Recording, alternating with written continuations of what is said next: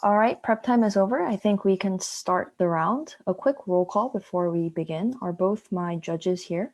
Demira and Parshita, are you here? Yeah, I'm here. I'm here as well. Sorry, I was muted. All right. Is opening government here?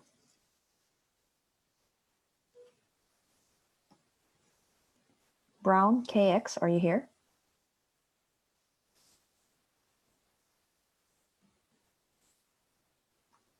Opening opposition, are you here? Yes, you are here. Closing government? Yeah, we are here. All right, great. Closing opposition? CG is here. All right. CO, are you here? Yeah, CO is here as well. Okay, is OG here? Brown, KX. Yeah, one of us is here. I'm not sure if the other one is. They might be having trouble getting into the Zoom. Okay.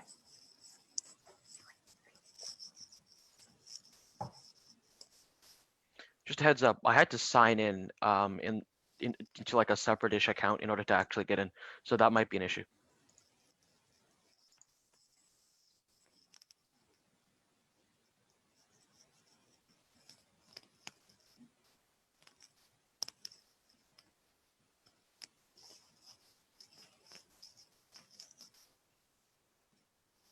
Can you contact your teammate to see? Yep, I'm doing that right now. All right, thank you.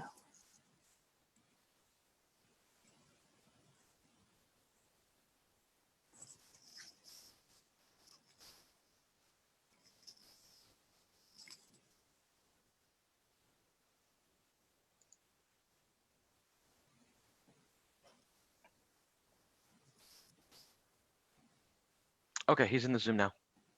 All right, great. All right, so I think we are good to go. I think we can start by introducing the judges and then the speakers. My name is Suyang. I'm going to be chairing this round with my panels. Can you go ahead and introduce yourselves? Hi, my name's Tamara. My pronouns are she or they. Prashasti, she or they, please. Great. So on opening government, we have Brown KX. Can you introduce yourselves in the order of speakers? Sure, Max speaking first, he, him. Syed speaking second, he, him. Opening opposition. Reynaldo Arya will be speaking first. Randy Utomo will be speaking second. We don't have any preferred gender pronoun. Great. Closing government. Yeah, so Ankit will be speaking as the member of government, that's me, and Akshay will be speaking as the government whip, and we both don't have any preferred gender pronouns. Thank you. Thank you. Closing opposition. Hi, I'll be going as the extension and speaker from closing opposition. I'm Shisha and I don't have any preferences. And Jumana will be going as the whip. I think she can state her preferred gender pronouns. I prefer gender pronouns as she or they. Thank you. Right, thank you very much. So under the motion that this House believes that South Korean feminists should advocate for the conscription of women, we'll start the debate. A reminder that this is a closed round, so debaters can leave the room as soon as the round is over. I will try to keep time, but also please remember to time yourselves as well. Right, without any further ado, let's call upon the Prime Minister to start the debate.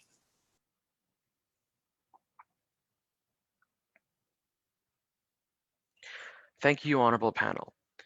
It is a travesty that in a world where women and men are held in equal standing, in a world in which women are just as enfranchised in or are supposed to be as men are, that they are not expected to and are given the privilege and the right of serving their country to gain the innumerable benefits that come with the ability to demonstrate to themselves and to the world the immense strength that exists not only within individual women, but within the feminist collective as a whole. We are very, very proud to propose this motion on the grounds that it will, 1, strengthen the feminist cause through the empowering of individuals, and 2, contribute to genuine equality by providing an opportunity for women to not only have role models, but also gain entrance to all of the influence that inevitably comes with military service.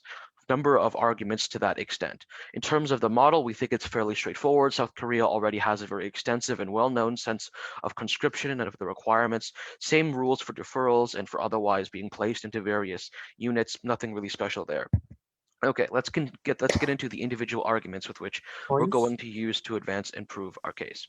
No, thank you, declined. First of all, how this contributes to true equality. There are two parts under this first argument, generally. The first is the principle, the second is the practical, both of which we think are extraordinarily important. I thought that was a POI, sorry about that. Okay, first on the principle, look, men and women, regardless of where you live, and especially in a generally liberal nation such as South Korea, are expected to be equally enfranchised, and it's our goal to further that cause as much as possible, recognizing that inequalities exist in the status quo. In order to do that, the ultimate sacrifice that you make for a nation, for your family of tens of millions of strong, to serve, to potentially die in the line of duty, for men and women to genuinely be considered equal, to have an equal claim to your manner of citizenship, of what you will do for your fellow man, your fellow woman, the people who are your neighbors. In order for that to take place, you need to have the same standards in terms of the most crucial aspect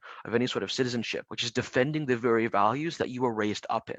To that end, having the same requirements for men and for women inside of the military, regardless of the amount of people who are specifically passing or not passing, or any of the minutiae that might take place, is a fundamental good, an intrinsic right in and of itself. If you care about doing the right thing, which we think this debate is fundamentally about, and which no side will disagree on, this argument stands regardless of that. The second aspect of this is the practical. Recognize two things. First of all, the immense bargaining power that women specifically gain in South Korea declined when you allow them admittance to the military on a mandatory conscription basis. Keep in mind the current rhetoric that a lot of people use, regardless of what nation you're in, but especially perhaps in South Korea, or especially in South Korea, is the fact that, look, if you are not expected to make the ultimate sacrifice, if you're not expected to defend the values with which you were supposedly raised with your life, you have a lesser claim to the rights that exist inside of that nation because you bear proportionally less responsibility.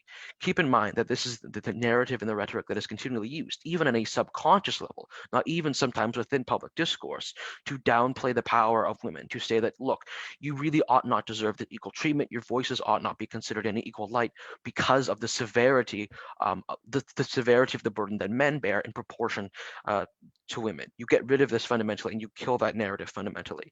The second thing, you get the presence of vast majority of influential leaders. Keep in mind the essential role that the military plays in South Korea, not only in terms of politics and political life, but also in terms of societal respect. Obviously, of course, there have been issues with respect for the South Korean military, but that's to be expected with every military to a certain extent.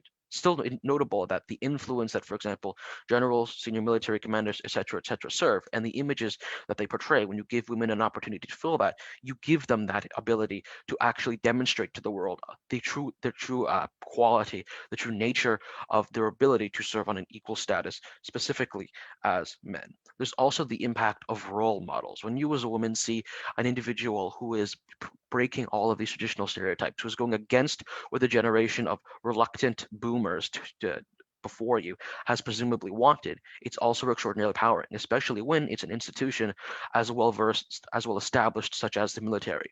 Three unique benefits for opposition to disprove this argument. They really got to get to all of them.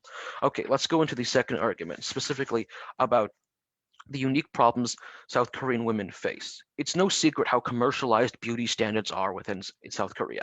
The pressure to get double eyelid surgery, to get liposuction, a tremendous amount of things is astonishing. When one of my friends specifically went back to South Korea, the very first thing that her grandparent asked her was, okay, so like, where do you want to get your double eyelid surgery done? Like, are you looking to have any like breast implants done? Like, that's just an extraordinary harm, the pressure to do this. But how exactly is military service related to that case? It's related in two extraordinarily important ways. The first of which, the pushing of the body and mind and spirit to the limit. The rhetoric specifically behind you need body enhancements is inevitably you you aren't good enough. That is literally the reason why people get body enhancements and why the pressure exists. That's non-contentious.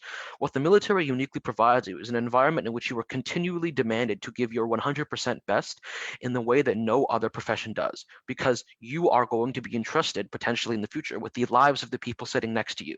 I don't think it's contentious at all that in basically every military around the world, these standards for physical rigor, for mental discipline, for the ability to resist specifically external factors, to stand up and to be able to defend yourself and your family is an extraordinary component and part of it. I'll take CEO right now. Why would you disagree? On your main principle of equality, to equality be in this Korean society, all other structural reasons like workplace and economical harassment has to go out. And Right. Thank you. regarding Excellent. I get what you're saying. This resolution is one means to achieve that equality. Our burden today is not to prove to you that we are going to stride in there like a god and fix immediately every single issue. The only thing that we have to prove on our side is that this is going to be good, not that this is a fix-all movement. Okay, finishing off, these specific qualities that military service give you, the strength, the mental discipline, the ability to resist external factors, and demonstrate to yourself how you can break your own barriers that you thought were impossible, specifically are good for helping women and for helping people in general overcome any sort of body shaming, any sort of societal expectations, because you are continually pushing yourself beyond what you thought, what other people around you might have thought you were capable of. At the end of the day, let's spend the last 20 seconds being very, very clear about what the burdens are today. This is a means to redress not only the lack of respected women in positions in society, but to give women in general the same opportunity to demonstrate their strength that everybody else has.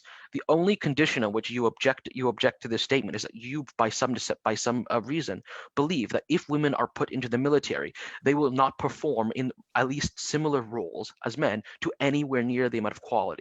What opposition needs to do is to prove to us why we shouldn't give women the chance, why we shouldn't give them equality. Very, very proud to propose.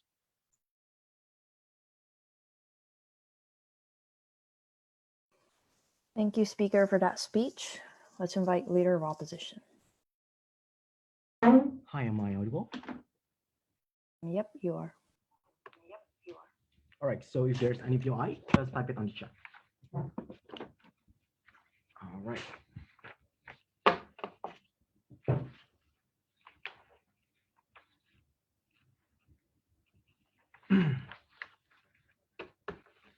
All right, so I'm going to start my speech in 3, 2, 1. Oh, wait. Sorry, I have yet to set my timer. Where's my phone again? All right, so I'm going to start my speech in 3, 2, 1. Panel, as a feminist movement, we are the extension of what the woman actually wanted. This is the inherent principle in any social movement in the very first place. We say that the moment that feminist movement has advocated some agenda that is not representative towards the South Korean woman interest, this is in principle something that we should not do, as it does not fulfill the people interest on the ground and what they actually demand and what they actually need, right? I think that this is a framing that you should take as in the sides of opposition. One clarification and one rebuttals. Number one, we think that in the world of team opposition, we are, as the South Korean feminist movement, are not going to advocate for women conscription. But this does not mean that we are going to advocate for women to not enter into this military army.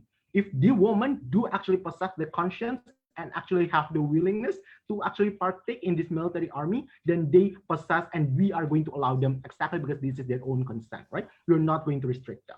But second, let's address the entire case that was brought by the opening government. Look, they told you that you must possess an equal standard between men and women because this is the prerequisite for an equal treatment for women in the first place. Number one, they need to prove to you how impactful is South Korean army towards the eyes of the South Korean people, right? I don't think that it is necessarily impactful, especially when South Korea has been that peaceful since the last few decades, right? There has been no necessity for this army to be glorified in the eyes of the people. But even if it does, that they are truly that influential, most likely that this is only going to be influential towards those conservative people that are already elderly in the very first place. I think that as feminist movement, this is not the target that we actually want to change their mind. We should focus on the more youth people, for example, that are not inhabited with this kind of agenda. And I think that this is what we are going to want in the sides of opening opposition. Now, I'm going to bring to you two argumentations. Number one, what is the South Korean woman who actually wanted and why the status quo is ideal? But second, assuming the very best case, that this movement is actually truly demanded by the South Korean woman, why is this still bad, right? And lastly, of course, the comparative. But before that, are there any POI? All right. Yeah, considering that only 5% of women currently are in the military and the South Korea is primarily male dominated, why do you think more women will be able to get into military if not conscripted? Oh, all right. So I'm going to address that in my second point. So just please wait a bit. I'm pretty sure that I'm going to be able to just point that out for you, right? But now let's address my first contribution first, is that what the South Korean woman actually wanted and why this status quo is ideal. I think that the patriarchal society in Korea is very enrooted and is very gross. Women are still imposed a roles that is what is best for you is not becoming an independent woman that can lead an entire corporation to a multi-million profit, but by becoming a housewife that can cater to their own husband interests. This is the patriarchal eras that exists within the South Korea that is very updated in comparison to the Western society, right? Women are still objectified as a mere tools for physical placement in the sense of their looks and their own body, for example. I think that what the South Korean women need to do in the very first place and what they actually need to do is to eradicate this kind of narrative, that they do not want this kind of narrative to exist in the very first place, right? Especially because this narrative are the narrative that heavily influenced by every South Korean woman all over the country. We say that the government need to prove to you as to why this advocate will lead to a better equality in general for women, ladies and gentlemen. Because we argue that there exist several problems that makes their entire argumentation cannot fly. Because most women will not feel represented in their side of the house by the South Korean feminist movement. Why? Because as this will create a narrative that South Korean feminists is a social movement that are moving based on the Western context, that they are not localized to the interest of what the South Korean woman actually need at the end of the day, right? Because I think that this kind of idea to equalize the representation of women in military are only existing in those Western countries in which that most of the woman representation in almost all of the areas are already sophisticated in the very first place, right? Exactly because the woman has already been granted as to what the etc., etc. This is relevant as we need to maintain the trust of the people and the woman and maintain our movement legitimacy. The movement that the women see, the moment that the women are going to see this kind of narrative, this is the moment that the women in South Korea cannot believe that feminist movement can give them any salvation because they are operating based on the Western context, are not going to be able to provide a better statement for them that are living in South Korea because it is severely a different problem, right? But now, let's assume that at the very best case scenario that this movement is truly demanded by the South Korean woman. This is bad as you are condemning as a feminist movement woman to the hell that is called a patriarchal military with no forms of alternative to actually rise up their own position and escape from this kind of services, right? Look, the culture within South Korean military army is very leaning towards man dominance. Simply making a proportional amount of women and men in the military will not make the equality in the army suddenly occur. Listen, CEO, this is going to answer your POI. Women are still going to be repressed by those higher ups in the military are still dominated by men, ladies and gentlemen, who has the bias that only men are capable actors to manage the entire military operation. This means that women will constantly be placed within the lowest position exactly because they're not going to be granted position, because these higher ups are not going to change their mind anywhere soon, with no possibility to actually demand for their actual rights, exactly because this military is very strict, ladies and gentlemen. Because the moment that you're going to defame your own army, for example, or violate the regulation that say that I do not agree with the conduct of my own own army, for example, this will erase any possibility for you to rise up the social ladder exactly because you are being seen as someone that is defiant, and soldier defiance is not something that is celebrated in any forms of military. You're leaving them to a place in which that is very oppressive with no alternative for them to actually claim the entire structural position. We prefer the status quo where we are not going to advocate for women conscription, because we are not going to backlash our own movements. We are going to tailor our movement specifically towards what the South Korean women actually need and actually wanted. Exactly as our resources is limited, we need to maximize our own entire advocation. And we think that the status quo is preferably ideal, because now we can utilize this kind of things to localize our own agenda, to tailor them to actually what the South Korean women actually need. And this will create a narrative that this feminist movement is something that is legitimate and is something that are able to tackle the problem in this South Korea. Very proud to open the case of opposition.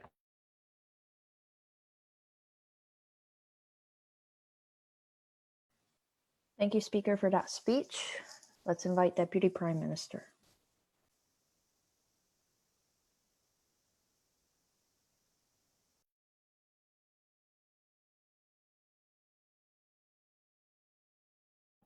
All right, awesome.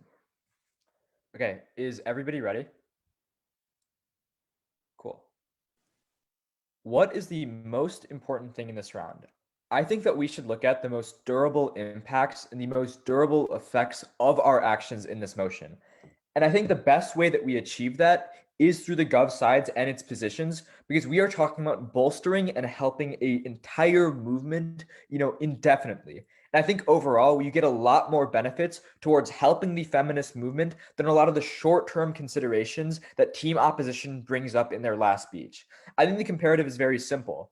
I think the bargaining power and all the equality that we get on Team Gov is more durable and more long-term than everything that was said in the last speech, because those are only short-term considerations, short-term reasons why potentially the feminist movement might be turned off. But I think it's very important to look at the long-term and the effects that that has. But with that being said, why do we win this whole idea of promoting equality? I think it's pretty simple with the two sorts of aspects and two layers we talk about. First, we talk about it on principle. We tell you that because we need to actually create the expectation that there is equality, we actually need to have equality in the first place. And I think equality as a whole is fundamentally a good thing to have, especially in this situation. And it's great. It's needed in order to advance for the movement. No, thank you. Oh, okay. I'm sorry. I thought that was a POI. But second, we also tell you practically it is much better for two reasons. No, thank you. We tell you, first of all, there's more bargaining power. People and women can bargain for more rights. If in one sector of society that is very important, which is with the military, they can use that power and use that ability to improve every other sector. I think the problem with a lot of team opposition's arguments is that they are exclusively zoning in on just the military being a bad institution for women. But they don't understand how this opportunity, even if you take their argument at the highest ground, can actually be a good thing for every other aspect and every other atmosphere for women, which I think is something that they miss, and a reason why our arguments just has a greater sort of weight in this debate. But I think we get a lot of responses from them on this argument. They first talked about how, the military is not an impactful part of society. But first, we tell you specifically that it is. People take pride in their nation. Your nationality and protecting your nation is a very prideful thing. And I think that's very, very important. Two, I think any step towards that goal, as Max referred to in the last speech, is going to be a good step. We just think overall that they don't really do anything and don't make any progress. But on our side of the house, even if you don't believe it's a surefire solution, it is still progress and another leaping pad to make even more progress in the future. I think the next response they make is a little bit more nuanced. They talk about how the only people that could potentially be appealed are the conservative people, much older people, by this sort of narrative. But I don't think this engages that well, because first of all, it's more, I think, more of a problem not just with age. I think even if you look at people, the South Korean youth, you can still find a lot of examples of sexism. And I think as a result of them being more malleable, you can use this in order to bolster more support within the youth. I don't think it's a problem that's specifically, found in terms of age. No, thank you. So I think overall we will be making a lot more change. And I just think on both principle and practical, there is going to be a lot more progress on our side of the house. But moreover, the second argument we make, which they don't give any specific responses to, is the idea that we actually change the narrative around things like beauty. We think that, there are unreasonable expectations put on women, but you can change that narrative when you have the military because of what Max was telling you about, how it, pushes the notion of body and mind. And, in the military, you are feeling more empowered and there is more strength gained from that than there is in, their side of the house. But with that being said, they did bring up many arguments. So I think overall, before we even head into the arguments that they brought up and the new points they talked about, just overall, you can see that the impacts that we are talking about and the offense that is gained from Team Gov has far more far-reaching outcomes and more far-reaching effects. And I think it has more durable effects, even if there's a short-term drop in maybe support for the feminist movement right now. In the long term, it's going to be much better. So with that being said, the first thing they tell you is that right now, for the most part, women are not interested in military service, but they don't give you any reason why this is true. I think, first of all, I think women would be interested in it if it does lead to all the effects we talk about. For example, like leading to more equality, like opening up many more doors in order to advance the feminist movement. I don't think this is a generally unpopular idea to do. But second of all, if it does go against their narrative and the sorts of conditions are put inside in society right now, for example, like the beauty standards we talked about in our second argument, it isn't unreasonable for them to want to support this. I think overall it is a good move and it'll advance their movement, very significantly. They make an argument about how people can still join this. So I think they're trying to co-opt themselves in this debate. But I think, first of all, there's a lot of societal pressure right now, which means I don't think they can get access to anything that we're talking about, because right now society doesn't really, value women's role in the military. So, for example, a woman's parents, or any other guardian could prevent them from enrolling in the military. And I think they're just missing the point. I think overall, what we are talking about is just a social kind of movement, and it sends a signal. Even if there are some women that are joining the military voluntarily, I think overwhelmingly you'll have a lot better effects just on our side of the house. With that being said, let's address more of their arguments specifically. I think overall, the main arguments they talk about are how women will not be treated the best in this new situation, and if you do pass this motion. But I think just overall you have to just observe, considering all their arguments, no thank you, that they are making no change on their side of the house. Though they like to talk about oppression a lot, that oppression does not change on their side of the house. They are not making any effort to counteract that. All they are saying with their arguments is that it stays the same. But more importantly, they once again talk about how South Korean women don't want this, so it'll put a bad look on the feminist movement. I think I already adequately responded to this, but the main point they try to go for in this speech is the fact that the military is male-dominated. I don't think this argument makes that much sense because I think, one, it's comparative. I think you're comparing both worlds in this situation. In our world, you have a lot more women in the military, so there's a lot higher possibility that you can take down that sort of patriarchal structure. But in their world, that does not exist. So you still will have the male-dominated society, but I think it'll be just more rampant and more powerful. And second, I just realized, I'm questioning why there's no reason why women can't advocate for more women in position. If women can advocate for, conscription for women, I think they can just as well advocate for more roles in the military. I think this sort of movement and sort of progress snowballs and compounds over time as you do it. And for all these reasons, we're proud to propose.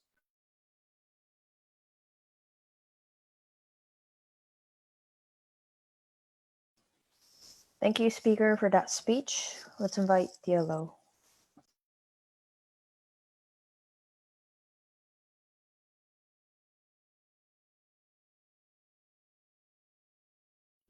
Check, am I audible? Yep, you are. Okay, give me a second to prep my stopwatch.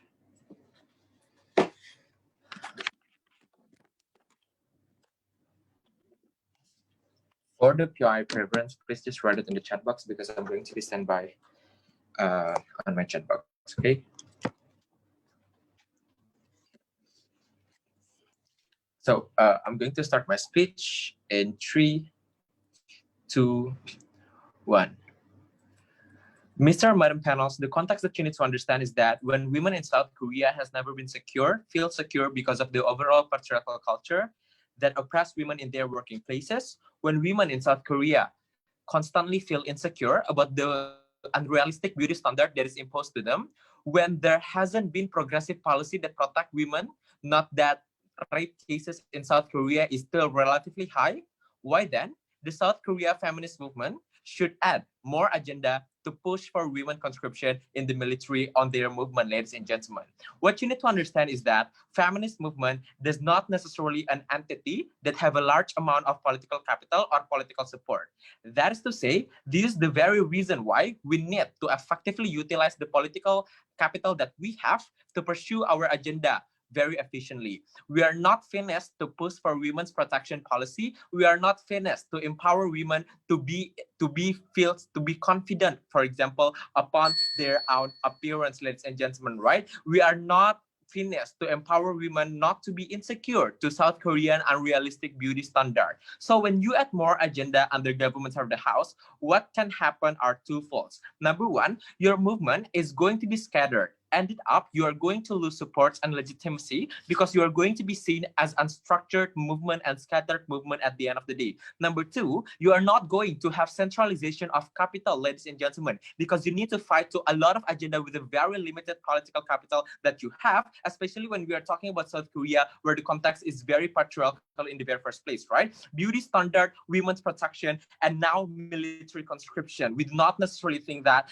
this political capital that is possessed by feminist movement in South Korea is enough to fight for all of this, right? Ended up, because of no centralization of political that is efficient, none of this agenda is going to be achieved, ladies and gentlemen. We stand on opposition, right? This is the burden that government needs to be able to prove, right? Number one, equality is not necessarily can be shown by military conscription per se, right? Women, for example, contributing towards research and development and so on and so forth is also something that might increase the value of women at the end of the day, right? So respect is not exclusively exist under their separate house, ladies and gentlemen. But second, noting the fact that our capital is very limited at the end of the day, why then are you going to expand the moral obligation and also job description of this feminist movement of South Korea at the end of the day, right? Because their benefit is highly contingent on if feminist movement is able to utilize their capital. But when the capital is no longer there, we don't necessarily think that it is effective for them to pursue more agenda at the end of the day when other agenda is not finished yet to be pursued.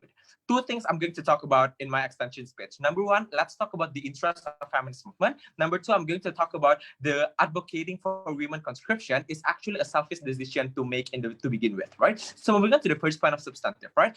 The feminist movement interest. Look, the context that you need to understand is that the best interest of feminist movement is to protect women from a place where you are oppressed, to liberate women from place that gives them no alternative, ladies and gentlemen. I think that advocating women conscription is the least interest of South Korean feminist movement under two reasons. Number one, because military is probably the most patriarchal entity that might exist in the current status quo, like what my leader of opposition said. But number two, women are going to be you are actually making women as their instant gratification to blame when military operation failed under their serve the house, right? This is where the idea about gaining respect will not be achieved, ladies and gentlemen, directly engaging to the case brought by Deputy Prime Minister. Because the respect that you get from the people is highly contingent on your good service, on how brave you are, how you become the frontliners, ladies and gentlemen. Military conscription will not provide fair metrics to gain respect for men and women who involve in military conscription.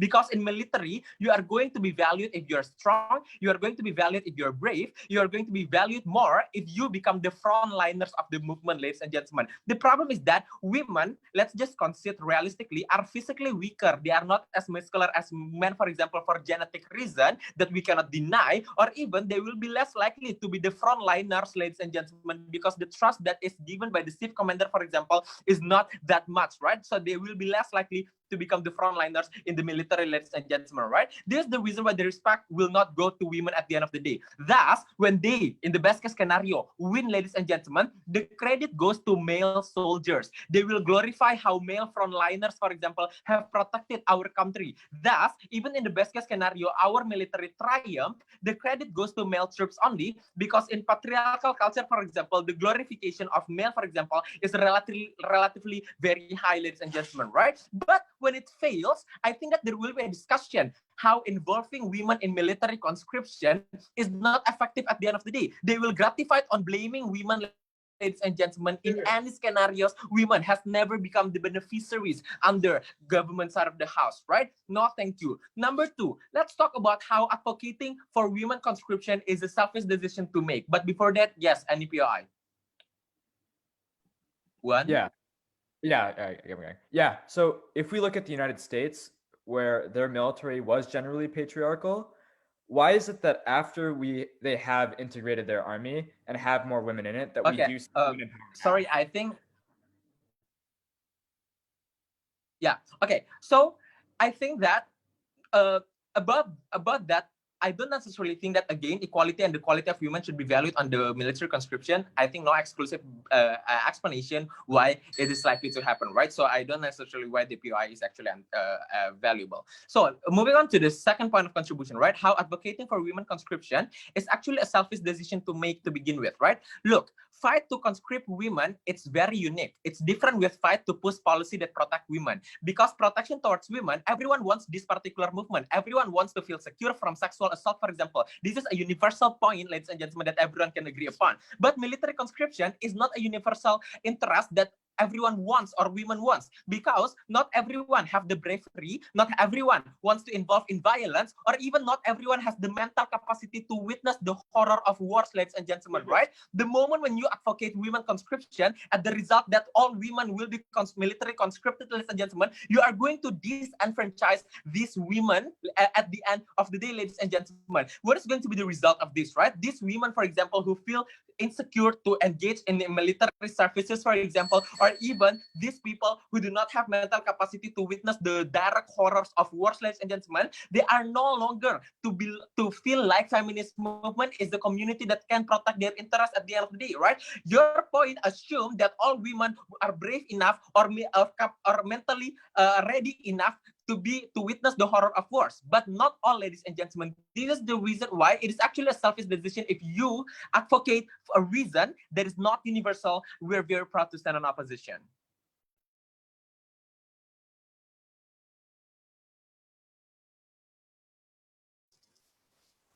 All right, thank you, Speaker, for that speech. That concludes the opening half of this debate. To open up the closing half, let's invite the member of government.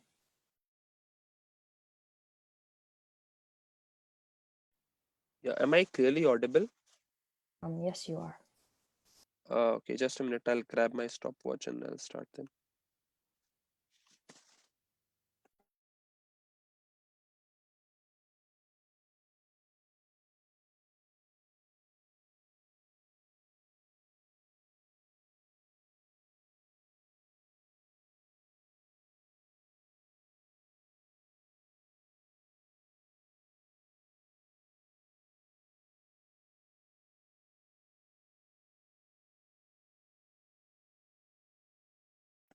Okay, so I'll be starting in 3, 2, and 1.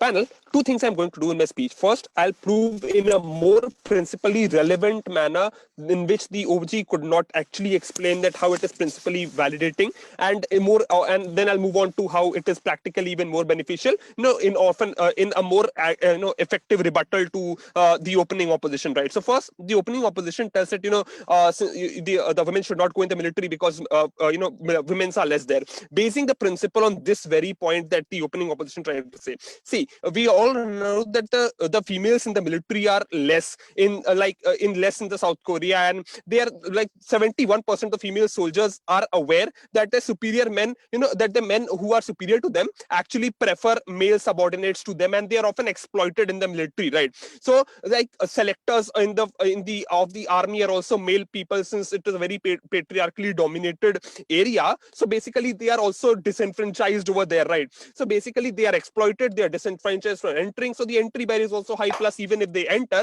they are exploited. They are pushed again in spite of performing, right?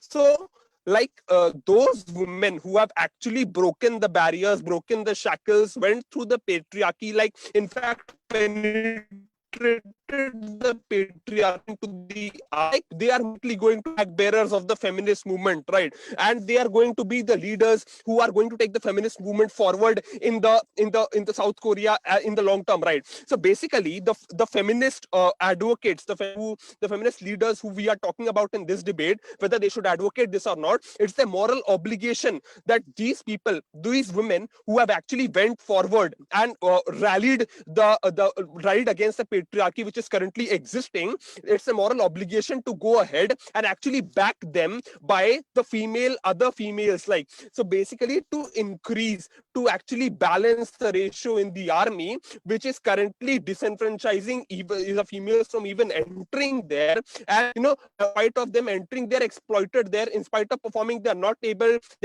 the same a patriarchally dominated area, right? This is a very important principle. It's a moral obligation of those male advocates which are there. They should go ahead and point why it becomes very, very important here, right? So now I'll move on to the opening opposition also said that political capital will decrease. Now I'll prove to you that in the practical advantages, how is political capital going to increase, right? So first of all, we all know that in South Korea it's a male oriented society, and feminism is gaining pace slowly, and and females have started to break the shackles, right? And now the narrative currently in the status quo narrative exists that females are finding an escape route, like they are getting privileges in the society, and social media also says that females are actually not going through the same pains which males are going through. Now since patriarchy dominates in the status quo, and most likely it will remain so for at least when feminism gains a very high pace, so it's likely that these present young males who are there, they are going to it's important to basically to make them realize that it's not the thing that that females are privileged and all those things. So basically, since it will take time for feminism to actually go ahead and deepen its roots, so these young males who are presently in the society, they are going to take the higher leadership positions. And since they are now rallying against the feminist movement, since of the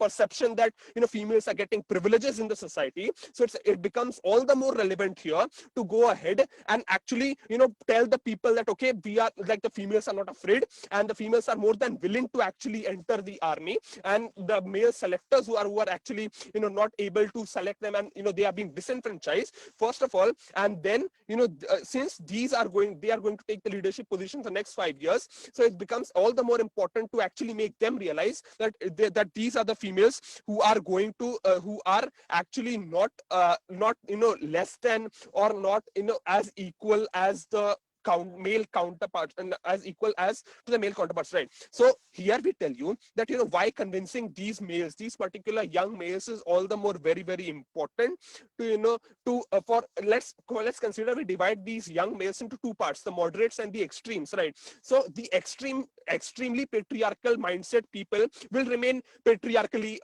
like not convinced, right? We are not even if we try to convince them, they'll not be convinced. But the moderates who are actually leaning on the other side due to this wave on the social media and in the South Korean society, which is currently shaping is in anti-women agenda. So this wave needs to be overturned, because these, as I told you, these young males are going to be go ahead and actually be the leaders, and in the next 5 to 10 years, and if their mindset remains patriarchal, it's going to be problematic for the feminist movement. Our goal is that feminist movement actually goes ahead and succeeds, right? So it's relevant that these young males, which is also a stakeholder in this debate, and their importance is also very relevant, we go ahead and actually convince them to to actually I'll take the POI of opening opposition.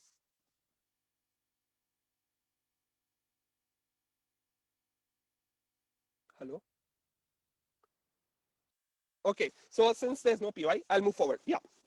So basically, we told you that how on a principal level the females who have actually broken the shackles and gone into the military, they need to be backed by the other females which also are wanting to enter the military, but due to the patriarchy and the entry barrier which is currently existing, are not being allowed to do so, right? Plus we told you that how females are suppressed in South Korea, and and they are constantly, for example, if I quote, like arrested, the females are also arrested if a male accuses them of certain crime and without any proof, right? So this is the amount of bias which exists, and and plus if we turn the wave on to the privileges that the women's are so-called so-called by the men, that they are given privileges. So extremely important to work on that narrative, which actually the women want to, because they are not being allowed to enter. So basically this becomes all the more important here to convince the stakeholder, which is the young men, right? Plus we told you that how the conditions are shaping the feminism is gaining pace in South Korea now, and it's extremely important to take steps in the right direction. So this is going to be the most apt direct take steps, as in increasing the number of females and backing the flag bearers of the future feminist movement. Plus we also tell you that how to realize about privileges and it's about equality. Proud to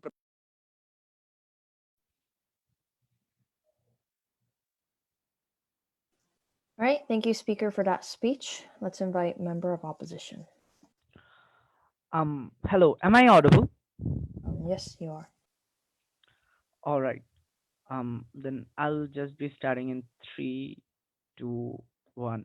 A few bits of clarification. I think the government side don't recognize what conscription is to begin with. It's not that these women are going to be actually employed within the military system. These women are just going to go through 18 months of training so that they were equipped in order to, if some sort of emergency were to take place, right? So it's unclear as to why these people who are only going through training, and the same training that every man in their country go through, are suddenly going to have all of these rights that the military exclusively have. But also, just because these women have these sort of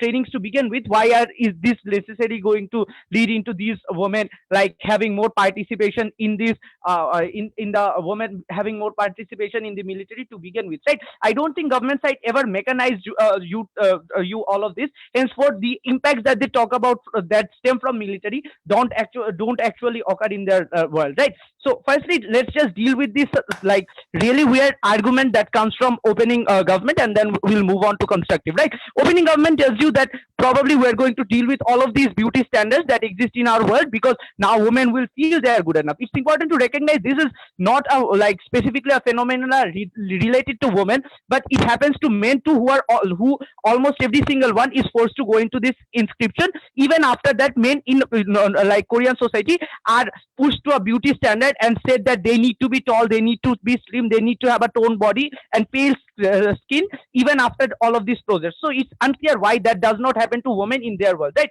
But moving on, what are the three things we're going to do today? Firstly, we'll tell you, we'll give you a proper principle as something which was missing from all three houses.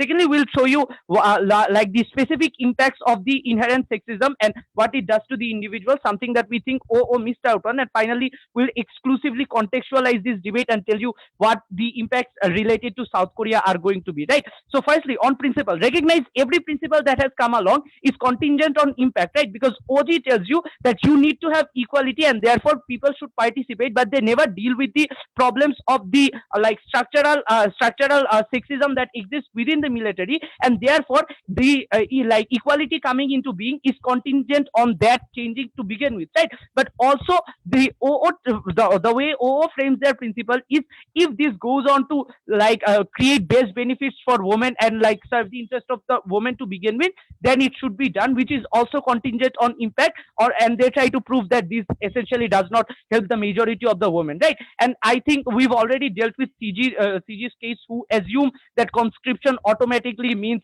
being employed in the military and helping everyone else to begin with, right? What is our principle? We believe that feminists in general have always spoken about women having the right to choose, and women, every woman, not being coerced by societal powers, right? I think when you yourself advocate for women being conscripted into the military, that is, every woman, regardless of their choice, have to go into this military and take part in this sort of training. You essentially take away the very thing you advocate for, i.e., you take away women's choice and coerce them into a decision that they do not want. We believe this is principally unjustified, and henceforth the feminist movement should not be doing so, right? I know the DLO tries to point towards this, but there is a significant difference in framing where they say this is problematic because the impact of this is women don't just feel safe within this community, but we tell you principally this is unjustified because this is something that you have actively worked against,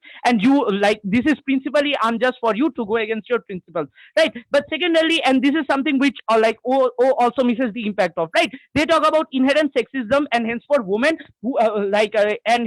women would not be able to go forward, right? But recognize the principal individual consequences this is all going to have, right? Because in that world, women who are actively afraid of these things, who don't want to go through this sexism, are pushed into the most extreme form of patriarchy and have to suffer constantly. This means the vulnerable people that you are supposed to protect are now put in danger and have to go through extreme periods of mental trauma and mental crisis because of you. And we don't think that you should be pushing the vulnerables to this extreme. Rather, you should be protecting them, and that's why on an individual level, to protect everyone, you should not be making these people go through the inherent sexism that exists there, right? Regardless to say, even if there weren't anything, I don't think this serves as a good mechanism of stopping the critics, because the critics can always come up and claim that women aren't good enough, women aren't doing as well as men are, even if they are, right? So I don't think in any of the worlds the extremists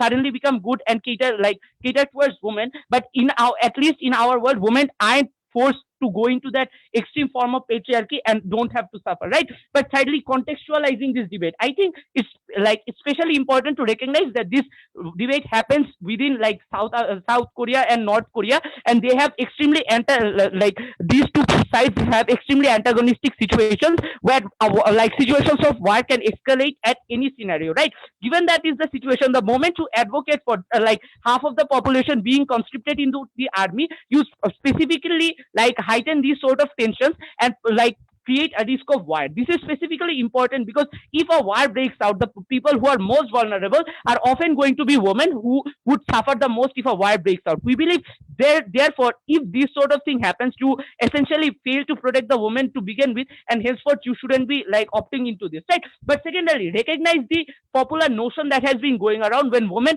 wanted conscription, a lot of men just came out to protest because they think women were already being given a lot more privileges than men are, and henceforth this should not go on, right? Given you ask for this in such a patriarchal society, and this is going to cost a lot of resources to begin with. Men are likely to go up against you even more and say that the women are just taking out our resources and the women are not being good enough. Therefore, I think the overall narrative goes against women in your world, where people just don't want you to participate in this, and every man actively now shits on women because they think the women are wasting their resources. But furthermore, this is unlikely to be successful anyway, because these women in general have not had those experience of going into this sort of training, and hence are much more unlikely to become successful or integrate into the process in a meaningful way, right? What this means is it's likely that women suffer even more and cannot perform as well as men do, which automatically empowers these sort of haters who have actively demonstrated against women and ask for lesser rights. We don't think by going to this extreme you should be putting the movement that has been going on at risk, and therefore we believe we're the only side which give you the principle, but also contextualize the debate and protect the most vulnerable. Clearly, this debate goes to CEO.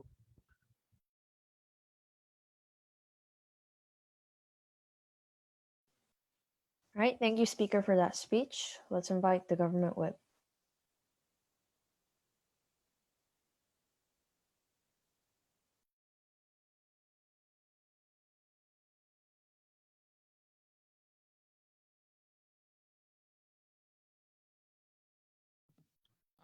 Am I audible to everyone? Yep, you are. Yeah, cool.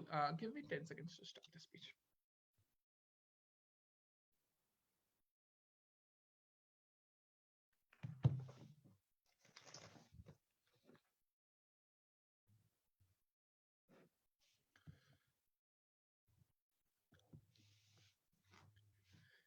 Starting in 5, 4, 3, 2, 1, and start. Panel, I will go on and tell you why either of the points of OO, OG, or CO don't stand in the debate and why our point wins from all these. But before that, I want to tell you, even if all of their points stand in the debate, we still win this debate. Why? Because panel, the gender ratio in South Korea is 0.20, while in the government, it is even less than 10%. What does this mean is that on the positions of privilege, on the positions of decision-making powers, only men exist or primarily men exist. What this then means is that for feminism movement to succeed, for policies to be framed, you require these men to realize their privileges. You require these men to support the feminist movement in the first place. The only side in this debate which has talked about how to bring more men on the feminist movement side actually wins this debate, because on our side only you are actually having changes compared to other sides where you might argue a whole lot about females getting equality, but as long as males don't understand that they must be given equality, you aren't getting anything. So our side actually wins this debate here only, but I'm going to go on and tell you why we win from each side individually. To start with closing opposition, let's take closing opposition. First of all, they gave a factual inaccuracy that this conscription means training only. Conscription means about 1 hour, like 18 months training, 18 months service in your military army. It means 15 months service in air base. It means 15 months service in like in corps and all. So basically, them saying that military just means training is fullest and not only like factually incorrect, but also like the training they are talking of happens over the period of 6 years. That means that it is 2 years of military service, which means that all the impacts we are talking of stand in this debate. Secondly, and the major mistake they make here is that, oh, feminism is about choice, right? Like we must prioritize choice and all. Panel, feminism is about choice and equality. If you are talking of choice of choosing a profession, you must be either arguing for not having both males and females in the military army at first, because you can't argue for selective choicing. It's a relative choice between male and female. If male are being forced towards the same choices, either you can argue for both not being faced to the choices or both being faced to the choices. You can't go in the either way. But secondly, in terms of saying that, oh, what if a war breaks out?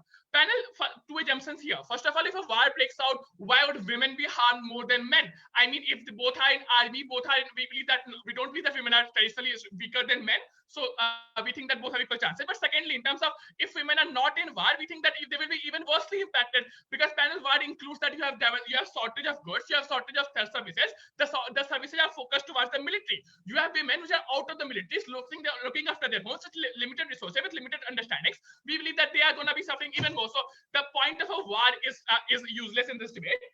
Thirdly, that, oh, there are some vulnerable people who want, like, if we are putting women into army, and that is vulnerable. And this again ignores our proper characteristic. We told you that there already exists 5% of like US Korea's military are women. They are the most vulnerable because they are even more marginal. Because understand, panel, when you have a 95% men and 5% women, they are much more prone to gender discrimination. Even if they are like exploited against, they don't have anyone to call out. They don't have the power to advocate within themselves by forming power groups, which means that they are even more vulnerable than a situation where 25% of women compared to the 75% of men, where they have much more advocacy power, where they have much more power to advocate for changes and advocate for actual progress. We think that these sort of 5% women are much more vulnerable, and feminist women should care about these women, because these are the women which have broken the patriarchal barrier Ankit told you. Second, on the principle of choice panel, they again ignored the whole principle of choice we told you. We told you that as O also taught, and that feminism, like military, is very important in South Korea. South Korea, like this also ignores the point of O when they say that, oh, South Korea is a peaceful nation. South Korea has direct wars with North Korea. South Korea has conflicts in Afghanistan. South Korea has a military relationship with US, saying that South Korea isn't like simply a peace-friendly nation. No use of military is for less. But also we tell you that like South Korea military is in fact important in society due to the nature of like the determination or the self-discipline or the fighting for the country. So military is important, and some women want to go to the military, but for those women there doesn't exist free choice in South Korea in the current status quo, because one, they don't have like they don't have structures we can choose women, but also in terms of they don't have power structures who can choose women, but they also are very outnumbered, so they don't have the motivation to go into military. At this point, panel, we are talking of choice of these women who want to go to military. This is much more objective than all those principles we are already talking on in this debate. Coming up on opening government, because panel, the opening government tells you majorly about beauty standards. We tell you that as she also correctly points out, beauty standards is something which happens with both men and women. I don't understand why that is so exclusive, but also in terms of having beauty standards, we think that it will be solved when more and more privileged women, more and more young people understand, and more and more, because beauty standards is something which happens mostly in social media, and we told you how social media is being used by South Korean young people right now. South Korean young people are directly collaborating on social media, promoting posts that Me Too is bad, that women are already privileged because they don't need to serve military. Women are already privileged because the government, the present feminist government of Moon is favoring women. That means that these sort of things are happening on social media. Once the social media youth understands that women this is feminism is not about gender discrimination, but feminism is actually about equality. That what this means then is that they are much more likely to get things about they are much more likely to get things much better in terms of beauty standards as well.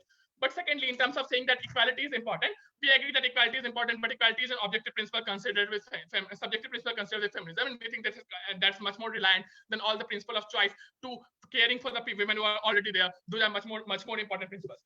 Before moving forward, a POI from O. I think your argumentation is at best is a straw man. Not conscripting women in military does not negate the fact that military is important. How do you respond to that?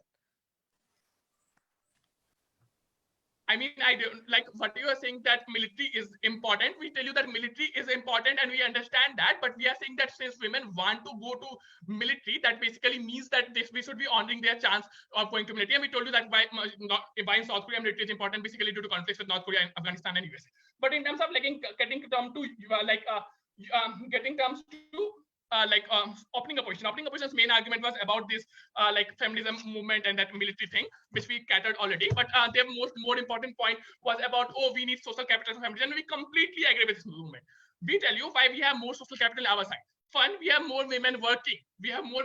Which means that they are more liable to get into working class jobs or getting into services. Second, in South Korea, a lot of services are related to military, such as you can be a military nurse in a hospital, or you can be several jobs, which means that you are more likely to get into positions where you can actually exercise power. Women getting into those positions is a capital for feminism. But most importantly, you are getting youth who are traditionally against feminism. You, the moderate youth, not the conservative youth, not the people youth who already support feminism. You are getting the moderate youth, a new class of youth into feminism who now understand the basic equality of feminism, the basic privileges the male enjoys, the privileges aren't cancelled, which means that now you are much more likely to have people supporting your movement, which means that you are now more likely to enact other policies as well. At the end of the debate, we are the only sides which bring more men into feminism. We told you why this is most important in a country like South Korea. We deserve to win this debate. Very, very proud to propose. Thank you. All right, thank you, Speaker, for that speech. Let's invite the final speaker, Opposition Whip. Hello, am I audible? Yes, you are. Give me 10 seconds to start my timer. If anyone has any POI, just raise it in the text. I'll be seeing it throughout my speech.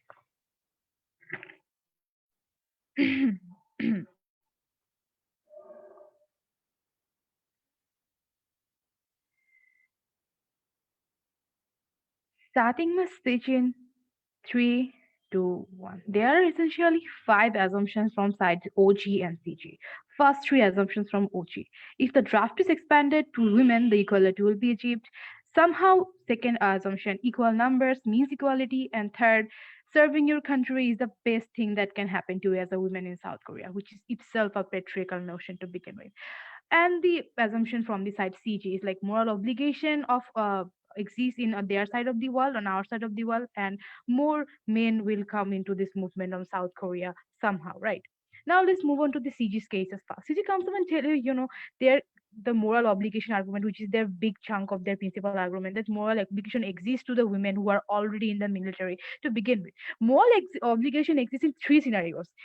if you are the ones who created the problem, second of all, if you are the ones who are benefiting from the problem, and third is if you are the only ones who can change it. None of it applies to the feminist movement or the females of South Korea in general. That means that all of the structural reasons and barriers that exist in the world of like military in South Korea are not created by women, and they are not actually getting benefited from it. And the third layer, they are the only ones who can change it, which was the claim of the side CG's assumption of moral obligation, is also not particularly true. How so? Because you have to understand the conscription and the permanent military of the South Korea are not necessarily the same thing. You go into military for 18 months, then you come out as a Korean normal male and lead your life as a normal citizen of your country. That means you do not come out as a military man to begin with. That means all of the structural reasons to actually which is happening inside the military of South Korea, like the harassment or like lower participation of women in the military to begin with, permanently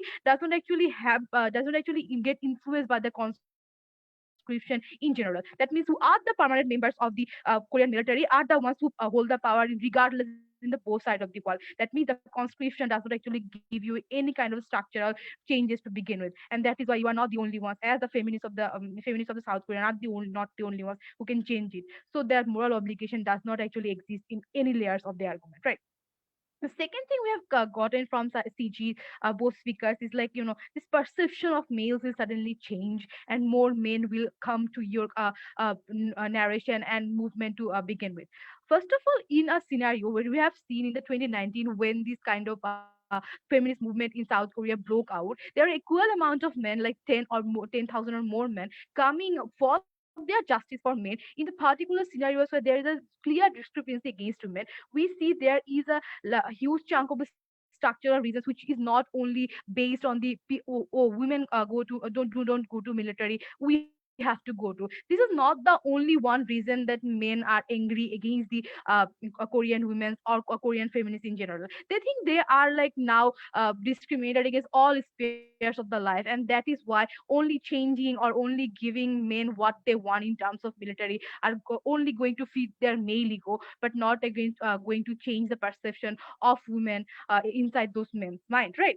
The second of all, we have to tell you, like in our cases of scenario where women can actually go and prove themselves as a permanent members of the permanent soldiers or members of the military, these men saw it and still do not actually cater to these women, and still do not actually acknowledge the power of women that holds or the equality that exists. That means in our scenario where women had to prove themselves, they do not actually cater to them. But on your side of the wall, women had to go, and they do not have to prove any sort of mechanism or any sort of capability to go to military. We do not think the men are going to be on your side and think you are now better on your side of the wall, right? And third of all, even if the privilege is so important and 18 months of this conscription is so important for the nationality of Koreans, that means men are not going to be very happy with like getting this privilege extended to women. That means your second assumption and argument, like more men will come to your narration right now if you actually go for these kinds of things, are not going to happen on their side of the wall, right? Now, what is the last thing the CG comes up and tell you? So it comes up and tell you, there is a large chunk of men in military to begin with. The moment in time you actually advocate for these kinds of narrations that you have to go to conscription as a women too, that doesn't actually hold the same power as we have already told you. That, but even if it needs so much resources and so much materialistic changes, infrastructure changes to actually accomplish these kinds of conscription of women too, that means on your side of the wall, the men or the patriarchal society now can tell you, like, you have already given resources, we have already given you equal opportunities, so why you are not why you are still complaining about the social structural barriers or other types of harassment that exist in the military and outside the military. That means it at best creates a scapegoat to not to give any other kind of social changes that the Korean women right now needed, right? Now let's go to OG. OG comes up and gives you a equality principle to begin with. First of all, equality does not come when there is only a number of equality to begin with. Even if your answer of the PO, they comes up and tell you, like, yes, it's the only means of resources to be better. But she already proved to you how this takes away the resources and expand to and takes away the resources from the all other more important things like the revenge porn, like workplace harassment. They suffered women from. And as there is a lack of resources, we think this will make the feminist movement not better, but for the or for the movement to begin with. And on the last notion, yes, before moving on, is if anyone has a POI from OG, I don't see any. Okay, CG. Yeah. So first of all, the conscription time is 5 years, not 18 months. And secondly, in which side females are more likely to get into military, without the service or with service? First of all, the 5 year you are talking about is for the permanent military, and 18 months for normal males, and 15 months or 12 months if you are a celebrity like the K-pop idols. That's a very strawmanning case to begin with at the end of this debate. First of all, the second thing you are come up and talk to you about which wall they are going to come up and more participation of women in your world where women have to go because they just can go. They are not going to be a better role model.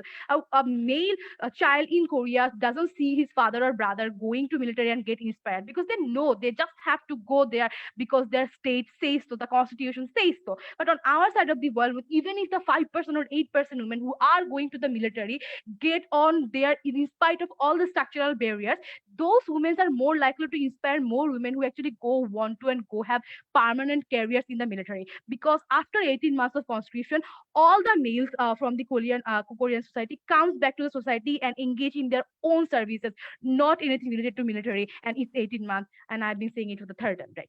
So let's move. So now, so to sum up the case, OO does not give you a choice feminism, which is very important for the feminism wave that have been going on for the South Korea. And OG and CG comes up and gives you at best some mitigation to begin with. So that is why we win this debate. All right, thank you, speaker, for that speech. Thank you, everyone, for the debate. As said earlier, this is a silent round, so all debaters can exit the room now. Thank you for the debate, everyone. Thank you.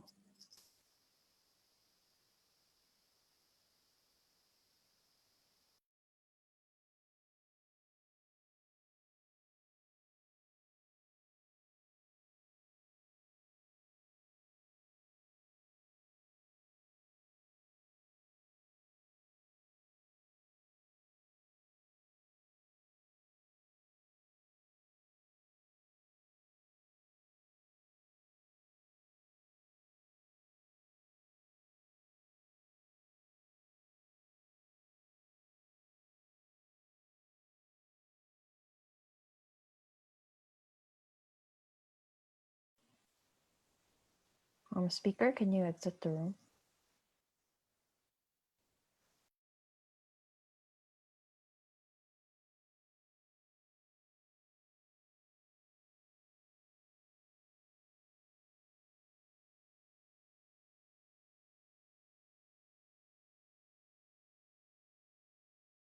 Question, are we discussing here? Because I don't know if it's still live, but it shows it's live on Facebook. Yeah, I'm checking with Orcom right now.